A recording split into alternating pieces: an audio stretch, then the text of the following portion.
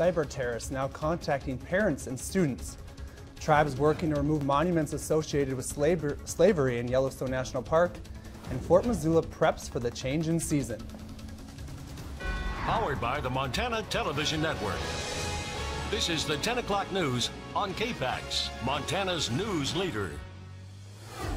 Good evening, I'm Kent Lutzen. The cyber terrorist who is behind the threats that closed down schools in Flathead County is now sending text messages to parents and students, according to the Columbia Falls Police Department. The person was able to hack into the school district number 6 server, where he gained access to phone numbers of staff, parents, and students. The threat forced all schools in Flathead County to cancel classes this past week on Thursday and Friday, and also forced the cancellation of all sports and other activities through the weekend.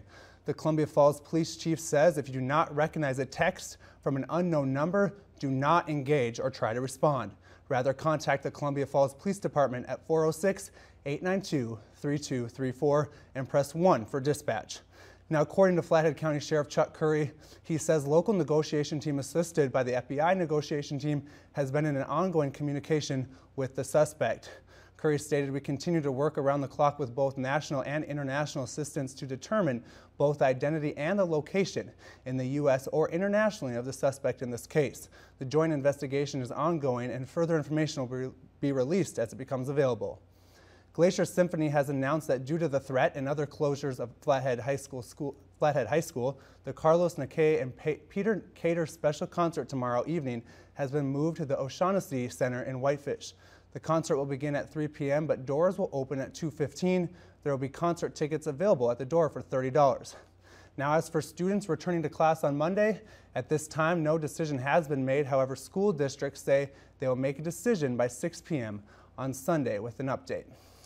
Now, today turned out to be a beautiful day. However, that could change as a freeze warning moves in. Let's go to meteorologist Russ Thomas in the Storm Tracker Weather Center for more. Russ?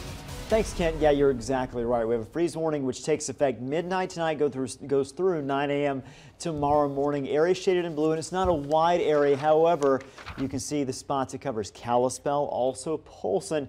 Again, Flathead, Mission Valley. What are we looking at? Lows from upper 20s to low 30s. There will actually be a couple spots within that area that get down to the mid 20s. So definitely a very cold night and really chilly all across western Montana. Now, right now our numbers still sitting in the mid 40s to low 50s in most spots, though we are down to 37 in Phillipsburg. We'll have your complete forecast coming up.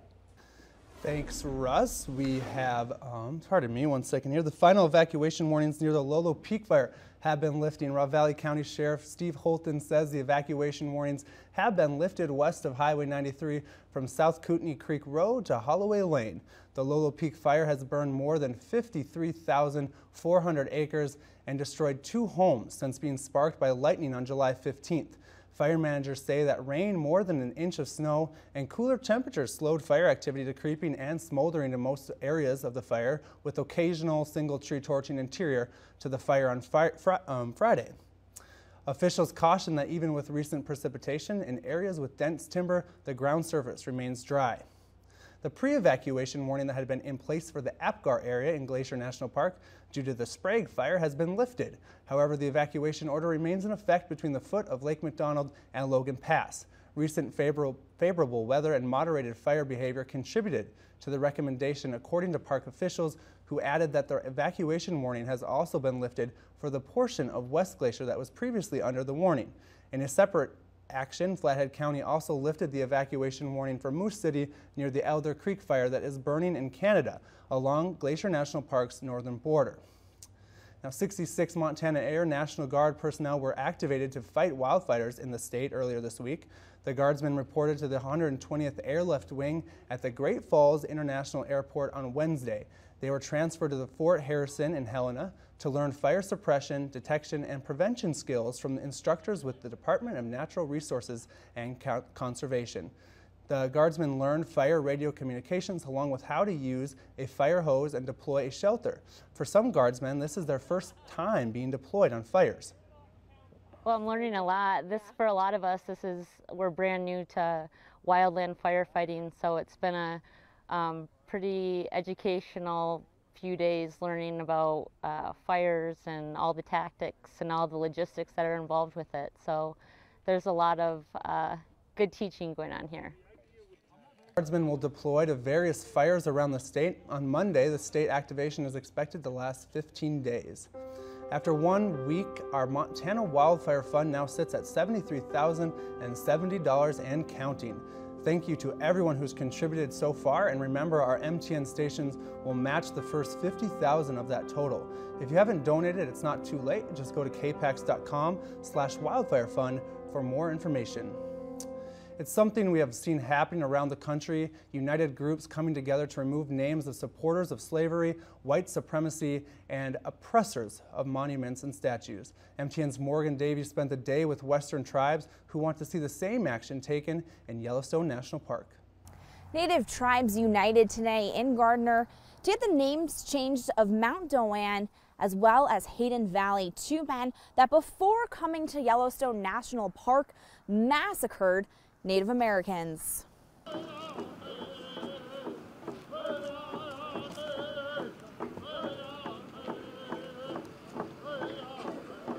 I was the first and last man in the Piikani camp, January 23rd, 1870. Greatest slaughter of Indians ever made by U.S. troops. Chief Stan Greer is talking about Lieutenant Gustavus Duane. In January 1870, he murdered 173 Native Americans near the Marias River. Those names, very, very atrocious what they did towards our Native peoples. The tribes would like to see Mount Doan to be changed to the First Peoples Mountain. Not only to honor the memories of the Piikani victims of the Marias massacre, but also in remembrance of those who suffered the same barbarity at the hands of those like Doan. Hayden Valley is named after Dr. Ferdinand V. Hayden, who made an expedition to Yellowstone in 1871. During this expedition, he reported back to Congress about the Native people. Unless they are localized and made to enter upon agriculture and pastoral pursuits, they must ultimately be exterminated.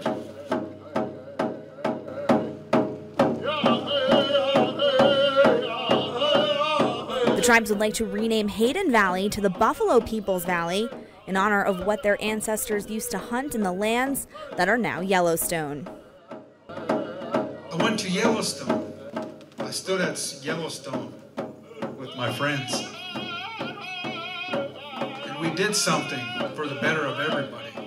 And along with the name change, these tribes hope that the Park Service will add an educational system so Yellowstone visitors can learn about the indigenous people that used these lands. Reporting in Gardner, Morgan Davies, MTN News. The Park Service has yet to make an official response to the name change request. Now, back in Missoula, Fort Missoula is getting ready for the change in season, which starts on September 22nd. Fort Missoula hosted an event to help teach people about what it was like hundreds of years ago during this time of year. MTN's Lauren Heiser has this story. Laughter filled the air at the annual Harvest Festival at Fort Missoula. The event had activities and entertainment for all ages. There were horses, crafts, historical reenactors, food trucks, and more. Our big thing is doing apple cider pressing for free. So lots of people have their kiddos come out here as third graders or first graders, but this is for everybody to come out and learn how to press apples the way people did more than 100 years ago. Kids and parents were not only allowed to sample the juice made from the press, but were also given the opportunity to try and make their own. With this kind of apple press, you load the apples into here as someone turns this crank. As you turn, it cuts up the apples, and then once you're done, you use this to press them down. The result is a delicious and fresh apple cider. In addition to the apple pressing, people also had the option to take tours of historic buildings and visit vendors like Big Sky Breakout. This year, the entire event was free to attend, and they were accepting donations to help support local food banks. We like to do free events and have our admission for free so we can say thank you to the community for supporting us, and we look forward to seeing everybody out at other events as well. The Historical Museum is free to Missoula County residents, and they will continue to host events throughout the year. Reporting in Missoula, I'm Lauren Heiser with MTN News. The museum will be hosting a holiday exhibit as well as lantern tours on the property this winter. After the break, meteorologist Russ Thomas will have more on this weekend's forecast, along with a freeze warning moving in. Plus, is Donald Trump softening his stance on the Paris Agreement? Those stories and more coming up. Stay tuned.